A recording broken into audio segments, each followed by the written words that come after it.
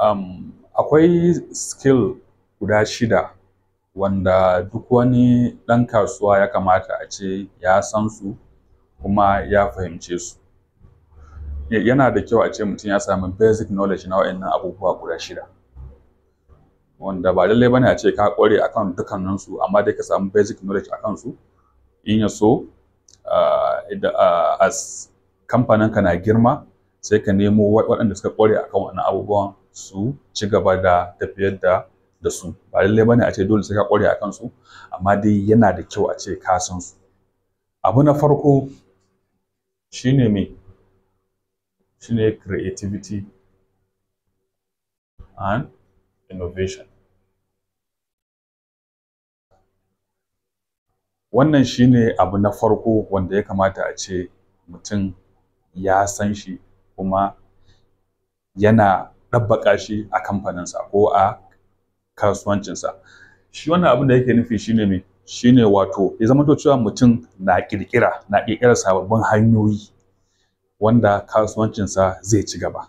Kana ƙirƙirar sababbin hanyoyi waɗanda za ka saka a kasuwancinka wanda zai ci gaba fiye da yanda yake a da. Dole ne ya zamanto cewa ɗan kasuwa kullum a ce yana ci gaba ne, ba wai yana komawa baya ba. In ci gaba ya zo, ka ɗauke shi, ka san yanda za ka yi ka saka shi a kamfaninka, ta haka ne kamfaninka zai ci gaba. Sai abu na biyu, wannan duk za mu zo za mu yi magana akan su, akan yanda mutum zai ɗabbaƙa su a kasuwancinsa. Sai abu na biyu shine me? Organizational development.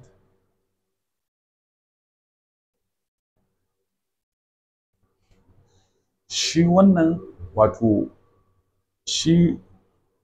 ka san yanda za a yi, yanda za ka saka wato abin da ake cewa structure na kamfaninka, yanda duk wani ma'aikaci naka ka san irin aikin da yake yi, ka san kuma menene aikinsa a shagonka ko kuma a kamfaninka ko a kasuwancinka. Shi ma wannan wani abu ne wanda ya kamata a ce duk wani wanda ke kasuwanci ya san shi kuma ya san yanda ake yi, ko da a ce mutum bai ƙware akan shi ba, ya san cewa dai akwai wannan. Sai abu na uku shine me? Management.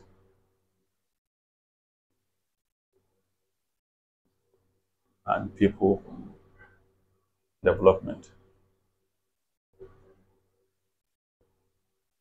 Wato ka san yanda za ka kula da ma'aikatanka, ka kuma san yanda za ka ba su horo ta yanda za su san abin da suke yi. Dole ne ya zamanto cewa ma'aikata akwai wani tsari wanda za a rinƙa yi na ba su horo akai-akai na sababbin hanyoyin da aka samu na yanda kasuwancinka zai ci gaba. Zamanto cewa ka san da wannan. Sai abu na huɗu. Abu na huɗu shine sales. Shi wannan yana da matuƙar muhimmanci. Wato sales ɗin nan kusan shine backbone na kasuwanci. Shine backbone na kasuwanci. Idan ya zamanto cewa wato duk wani business, duk wata matsala ta business kusan za a iya warware ta ta hanyar me? Ta hanyar sales and marketing. Shi wannan shine skill ɗin da yafi komai muhimmanci a kasuwanci, wanda ya kamata a ce 'yan kasuwa sun sani. Kusan duk wata matsala ta kasuwanci za a iya warware ta ta hanyar sales and marketing ɗin nan. In dai za ka iya sayar da kaya da yawa a business ɗinka, to kusan duk wata matsala ta kasuwanci kusan za ka iya cin mata. Amma mafi yawanci abin da ke sanyawa kaga cewa shaguna ana kulle su, ana rufe su saboda me? Saboda lack of sale ne, saboda ba sa iya sayar da abubuwa wanda zai kawo masu kuɗin shiga a kasuwancinsu. Sai abu na 5 shine operations.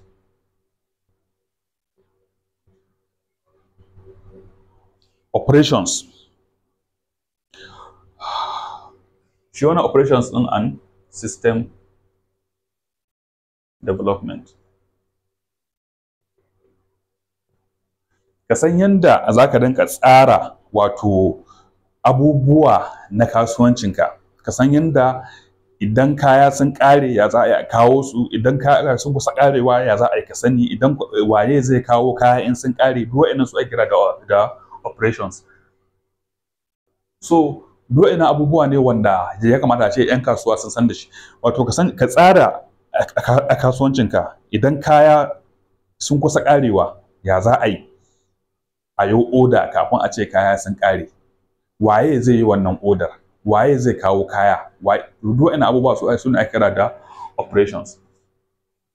Sai abin na ƙarshe shine mai money management.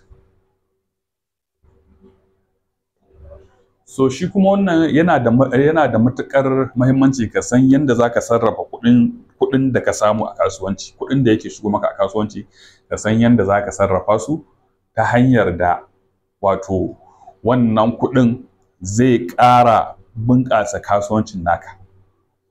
Ba wai ya zamanto cewa idan ka samu riba ta miliyan 1 ba, a ce wannan miliyan 1 kawai shi kenan za a je a yi bushasha da shi, a je a shagali da shi. Ka san yadda za a yi ka tsara ribar ka, cewa to in na samu riba kaza, wani abu ne wanda zan ɗauka zan yi amfani da shi, wani abu ne kuma wanda zan ƙara maidawa a kasuwanci na, da yadda kasuwancin nawa zai ci gaba da sauransu. Saboda idan ya zamanto cewa idan ka samu ribar miliyan 1 sai kuma ka je ka kashe miliyan 1, so duk abin da kai kenan duk ya tashi a tutar babu kenan. So amma ka san yadda za ka tsara, san cewa to ka kaso kaza na kuɗin na ribar da na samu, ko a wata ne ko a shekara ne, kaso kaza zan yi abu kaza da shi, kaso kaza zan yi abu kaza da shi, kaso kaza kuma zan ƙara mai da shi a kasuwancin, yadda kasuwancin nawa zai ci gaba da haɓaka. So wa'annan su ne skill set guda 6 wanda duk wani wanda ke kasuwanci ya kamata ya san su, ko da a ce mutum bai zama expert a kansu ba, amma dai mutum ya san su, kuma ya samu basic knowledge, ka dan samu dan karamin sani a kansu, ta yanda idan ma baka san su ba, as kamfaninka ko kuma as business ɗinka na girma, ka samu waɗanda za su kula maka da wayannan abubuwa, shine kasuwancin ka zai ci gaba. Ba lallai bane sai ka san komai, amma dai ka san basic abubuwa wanda ya kamata a ce ka sani. Haka ne kasuwancin zai ci gaba, zai kuma bunƙasa ta yanda za a samu abin da ake so a samu.